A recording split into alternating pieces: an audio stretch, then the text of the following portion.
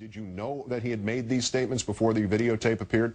You know, frankly, I didn't. I wasn't in church during the time that these statements were made.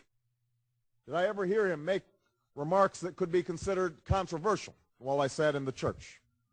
Yes. Had I known that many of these comments were being made, I would have confronted Reverend Wright directly.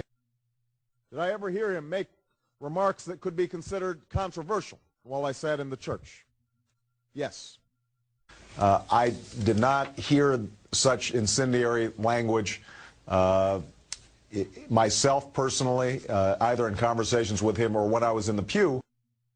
Did I ever hear him make remarks that could be considered controversial while I sat in the church? Yes.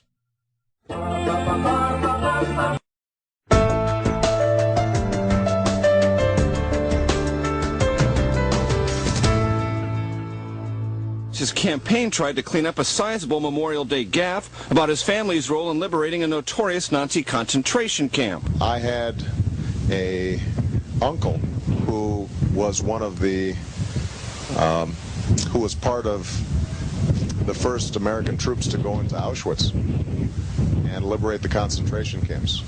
And the story in our family is that when he came home, he just went up into the attic, and he didn't leave the house for 6 months. Obama's point dealt with the need for more mental health services for today's veterans, but it was built on false history, both about his family and World War II. First, Obama didn't have an uncle who served in the U.S. Army. Second, Russian forces liberated the Auschwitz concentration camp in Poland in January of 1945. There is no record of U.S. forces entering Auschwitz because it remained in Russian hands as part of Russian-occupied Poland after the war. Barack Obama's dubious claim is inconsistent with world history and demands an explanation, the Republican National Committee said in a statement. Obama's frequent exaggerations and outright distortions raise questions about his judgment and his readiness to lead as commander-in-chief.